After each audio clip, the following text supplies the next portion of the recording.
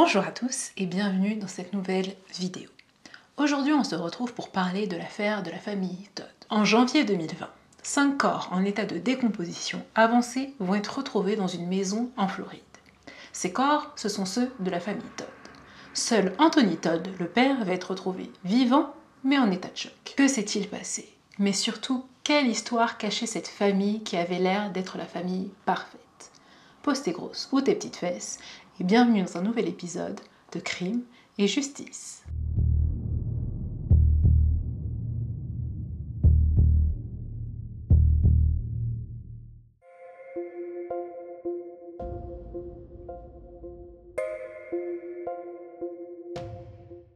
La famille Todd était composée d'Anthony, âgé de 43 ans, et de Megan, âgée de 42 ans. Ils s'étaient rencontrés 20 ans plus tôt, pendant qu'ils étaient à l'université. Ensemble, ils avaient eu 3 enfants, donc Alexander, l'aîné, âgé de 13 ans, Tyler, âgé de 11 ans, ainsi que Zoé, la petite dernière, qui était âgée de 4 ans. Ils avaient également adopté Breezy, leur petit chien, et toute la famille vivait ensemble à Colchester, dans le Connecticut. Selon beaucoup de personnes, les Todd représentaient la famille parfaite sur tous les plans. Le couple avait offert un cabinet de physiothérapie qui avait un énorme succès dans la ville de Colchester. Anthony semblait avoir un don pour la médecine naturelle puisqu'il était capable de détecter et de soigner certaines maladies là où d'autres médecins un petit peu plus traditionnels avaient échoué. Certains de ses patients le surnommaient même le magicien. De son côté, après quelques années aux côtés de son mari dans le cabinet de physiothérapie, Megan a décidé de tout arrêter pour d'abord devenir prof de yoga. Elle a ensuite tout mis de côté pour se consacrer à temps plein à ses enfants. Donc Alexander, Tyler et Zoé étaient tous les 3 scolarisés à la maison. Donc c'est Megan qui dispensait tous les cours nécessaires à ses enfants et elle utilisait des méthodes assez ouvertes en matière d'éducation. Par exemple, elle ne se contentait pas juste de faire un cours théorique, mais elle appliquait beaucoup de pratiques et elle n'hésitait pas par exemple à faire voyager ses enfants pour leur faire découvrir les lieux historiques qu'ils avaient vus en cours ou de les faire aller dans le jardin pour pratiquer la SVT. Voilà, Megan, elle essayait de ne pas être une prof à la maison traditionnelle et elle incitait ses enfants à être très curieux. Elle les initiait à faire beaucoup de choses et notamment à prendre des cours de piano. Donc Alexander et Tyler prenaient des cours avec une prof et Alexander semblait avoir un avenir plus que prometteur dans ce domaine-là. Malheureusement, en 2017, un événement est venu perturber toute la petite famille puisque Megan est tombée malade. Elle avait contracté la maladie de Lyme après avoir été mordue par une tique. Donc elle souffrait de symptômes comme des maux de tête, de la fatigue, des douleurs musculaires, de la fièvre et aussi le gonflement des glandes salivaires. Et même si cette maladie est considérée comme bénigne, il peut être très difficile de la gérer puisqu'il n'y a pas vraiment de traitement approprié. Et malgré plusieurs traitements et plusieurs procédures naturelles, Megan n'a pas réussi à apaiser les symptômes de cette maladie. Et tout cela devenait vraiment très gênant pour la santé de Megan. Donc elle et Anthony ont décidé de quitter le Connecticut et de déménager en Floride pour aller vivre dans un climat plus chaud, ce qui devait aider Megan à mieux supporter la maladie. Ils ont alors vendu leur maison à Colchester et ont ensuite acheté un appartement dans la ville de Célébration en Floride. 2 ans plus tard, donc en 2019, ils ont décidé de quitter leur appartement de Célébration pour déménager, toujours dans la même ville, mais dans une plus grande maison. Ils étaient cette fois-ci en location et cette magnifique maison leur coûtait 5 000 $ par mois. Donc la maison était super bien équipée et il y avait même une piscine d'eau salée qui allait beaucoup aider Megan avec ses douleurs musculaires. Et effectivement, tous ces sacrifices ont été bénéfiques puisque la santé de Megan s'est heureusement améliorée. Entre 2017 et 2019, la famille Todd a entretenu des liens très étroits avec le Connecticut. Ils avaient même pris la décision de ne pas fermer le cabinet de physiothérapie et Anthony continuait à y exercer malgré le fait qu'il habitait en Floride. Anthony s'était organisé pour faire des allers-retours à chaque début de semaine entre la Floride et le Connecticut afin de continuer les consultations au cabinet. Il rentrait ensuite en Floride seulement le vendredi soir afin de rejoindre sa famille. Et étant donné que les Todd avaient vendu leur maison à Colchester, Anthony n'avait pas vraiment d'endroit où rester lorsqu'il venait assurer le fonctionnement du cabinet. Donc il devait être un petit peu nomade et soit aller dormir chez des amis ou chez de la famille, et il lui arrivait même de dormir dans son cabinet. Et au fil des mois, ce sacrifice a commencé à coûter cher à Anthony puisque c'est sa santé qui a commencé à se dégrader. À cette période-là, les employés d'Anthony ont décidé de lui faire remarquer que les choses avaient changé et pas pour le mieux. Ils lui ont d'abord fait remarquer qu'il avait pris du poids. Le pauvre, je pense qu'il avait déjà remarqué et il était peut-être pas nécessaire d'en rajouter une couche. Ils ont aussi dit que son comportement avait changé et que ça commençait à poser problème avec les patients. Anthony les a rassurés en leur disant que tout allait bien et que c'est juste qu'il était vraiment exténué par tous les allers-retours entre la Floride et le Connecticut, mais qu'il allait faire en sorte que tout s'arrange. Mais au final, on va découvrir que quelque chose de bien plus lourd se cachait derrière tout ça. C'est le 22 novembre 2019 que la vie de la famille Todd a commencé à prendre une tournure étrange.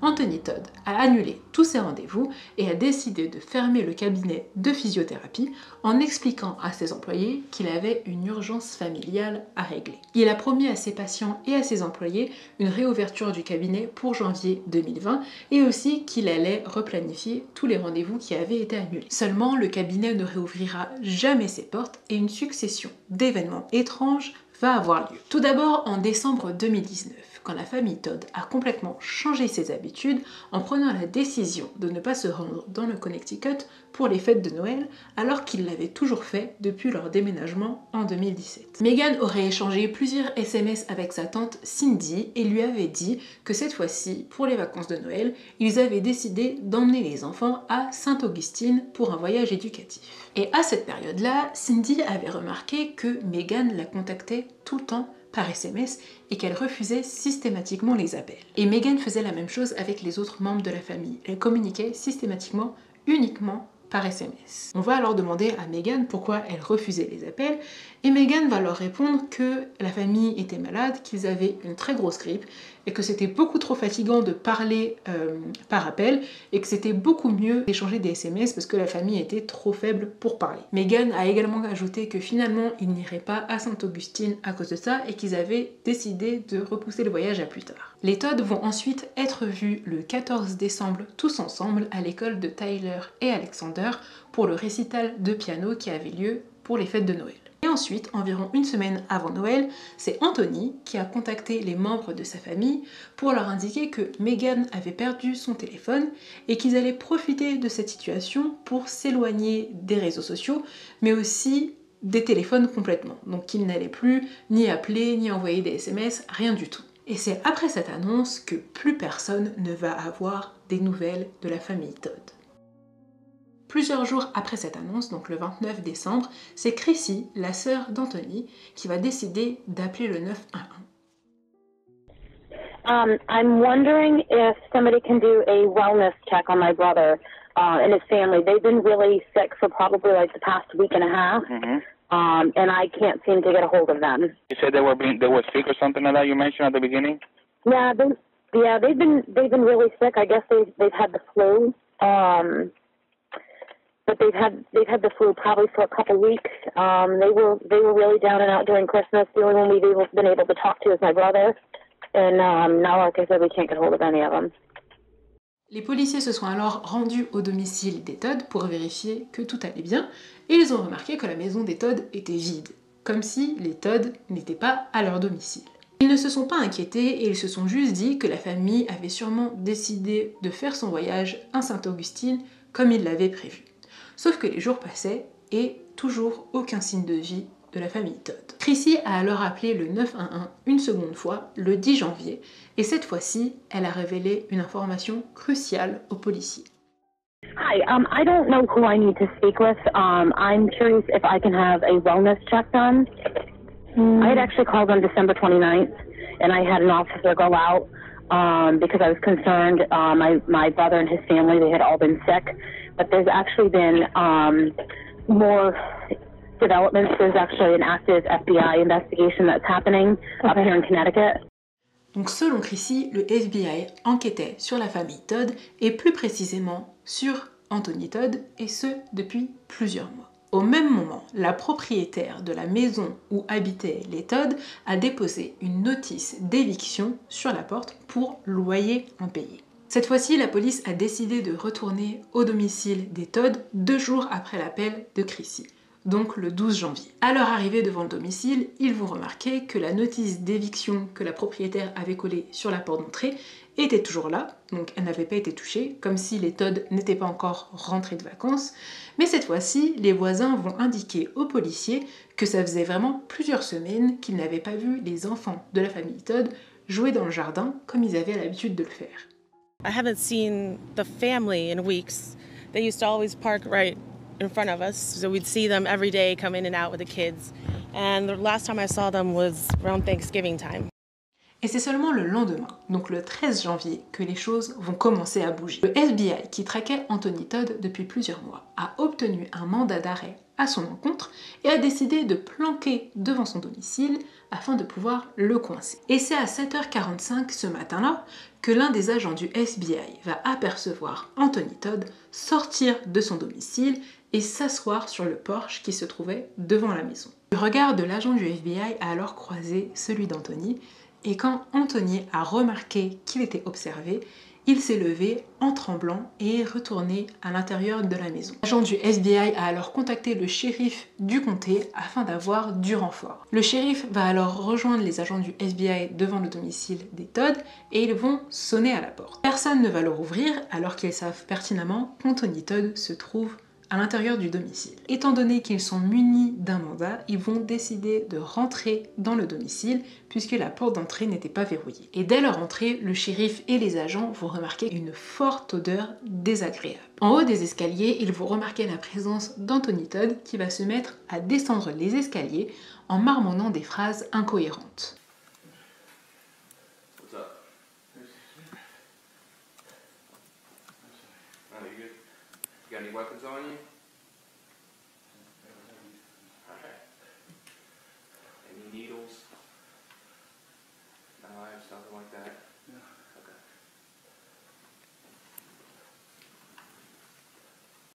Les agents ont alors demandé à Anthony où se trouvaient Megan et les enfants. Il leur a répondu qu'il ne savait pas où étaient les enfants, qu'ils étaient probablement chez des amis, et il leur a dit que Megan était en train de dormir à l'étage. Et soudainement, il s'est mis à appeler Megan pour qu'elle descende. What's your wife's name? Megan. Has anyone heard her talk? Megan? Megan. Alright, come on down, buddy. Et comme Megan ne descendait pas, les agents ont décidé de se rendre à l'étage pour vérifier que tout allait bien. Ils ont alors monté les escaliers, se sont rendus jusqu'à la chambre parentale, et là, ils ont vu des pieds momifiés qui dépassaient du lit. Yep. Just sit. Have a seat. You good? I got you. Just have a seat. Megan, face forward for me. All right. Put your hands forward too. All right. Megan? Got a locked door right here. Megan? Got a 7. Looks like that.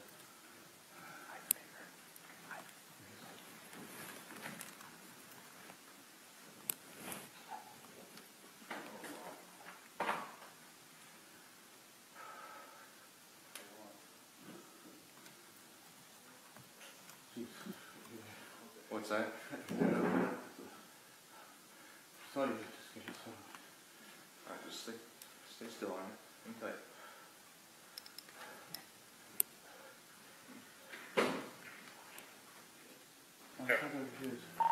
You can be 51 over here. I believe we got 2 single 7. Alright, hang tight. You want me to get a chair for you to sit down in? What's that? Hey, can you run out there and grab some gloves?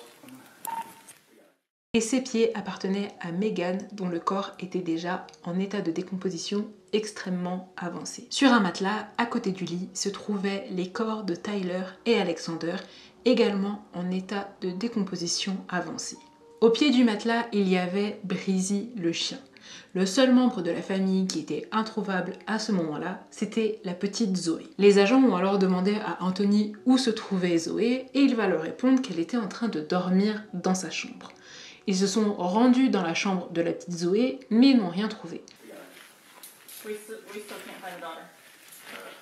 What? Where's Zoe? I haven't seen her. She went with you. Oh, no, I didn't see her. I was sleeping. She wasn't here. I didn't see her. She came back. Check the garage.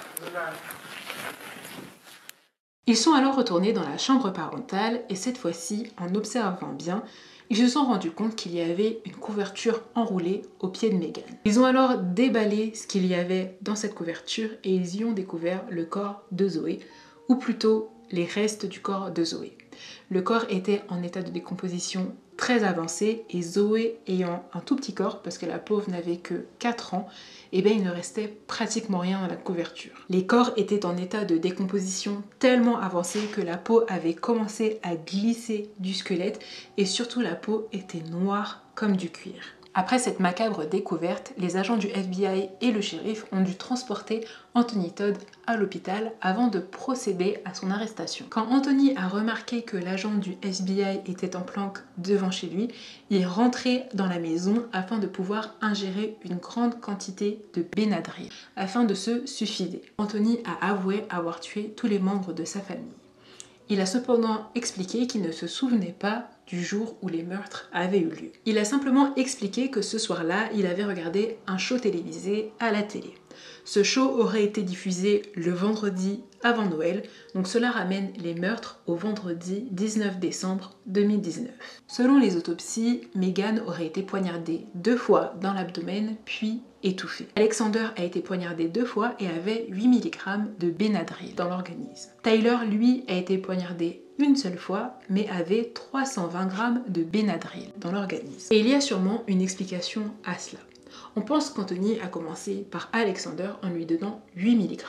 Sauf que cela n'a pas suffi à endormir Alexander qui s'est réveillé pendant l'agression et qui s'est défendu. Et c'est pour ça qu'on a retrouvé certaines traces sur le corps d'Anthony Todd. Et afin de ne pas commettre la même erreur avec Tyler, il lui aurait donné une plus grosse dose afin d'être sûr qu'il ne se réveille pas. La cause de la mort de Zoé n'a pas pu être déterminée à cause de l'état du corps, mais Anthony avouera plus tard avoir étouffé Zoé avec son oreille. Breezy, le chien, a quant à lui été poignardé puis étouffé. Certains membres de la famille ont été retrouvés avec du Benadryl dans l'organisme. C'est un médicament contre les allergies qui, à forte dose, peut provoquer des crises d'épilepsie, de la somnolence, des hallucinations ou encore un coma. Plusieurs boîtes de ce médicament ont été retrouvées au domicile des Todd. On a également retrouvé 2 couteaux, dont un recouvert de sang, et c'était bien évidemment l'arme du crime. On a également retrouvé une bouteille de désinfectant recouverte de sang.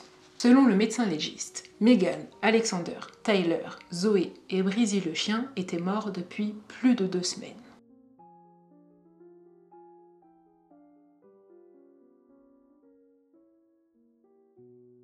Chaque victime a été retrouvée avec un objet personnel sur le corps à l'exception de Zoé. Megan a été retrouvée avec l'alliance d'Anthony et Alexander et Tyler avaient tous les deux un chapelet posé sur leur corps. Et à ce stade, la grande question c'est pourquoi un père de famille aurait décidé du jour au lendemain d'éliminer tous les membres de sa famille et tenter de se suicider? Eh bien l'enquête a révélé qu'Anthony Todd était sous le radar du FBI depuis plusieurs mois parce qu'il était accusé de fraude à l'assurance. Rappelez-vous, quand Anthony avait subitement décidé de fermer le cabinet le 22 novembre 2019 en prétextant une urgence familiale.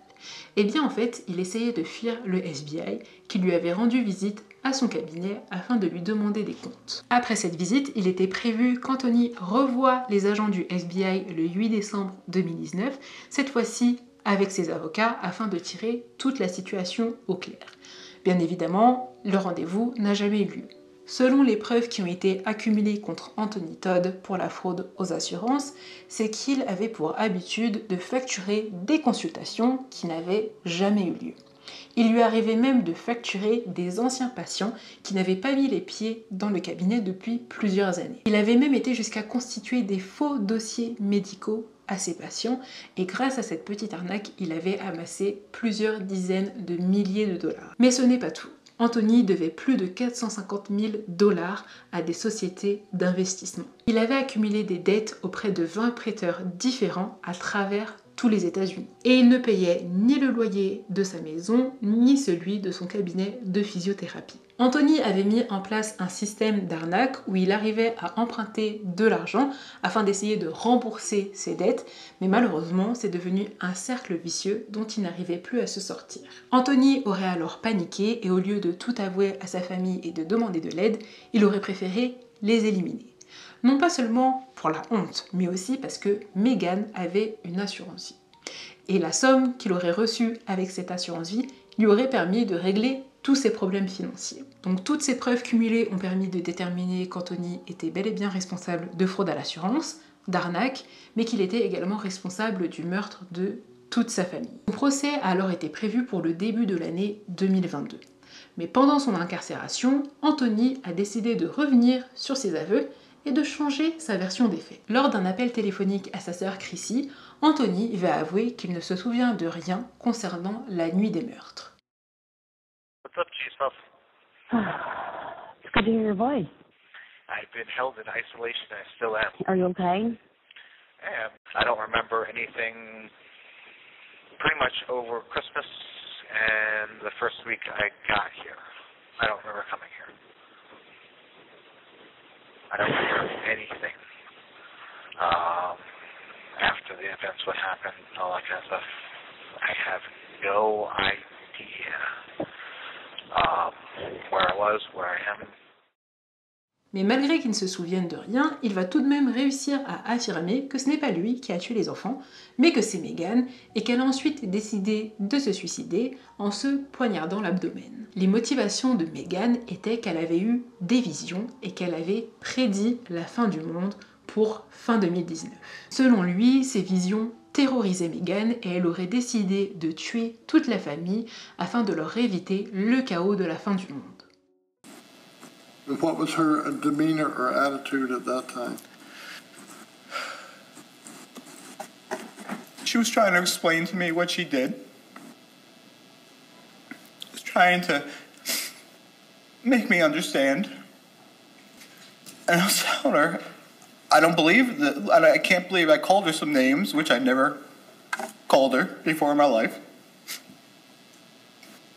But the whole demeanor of it was, this is what I've been told through my meditations. This is what I believe. This is what, as she referred to as, the light has provided for her, and the light.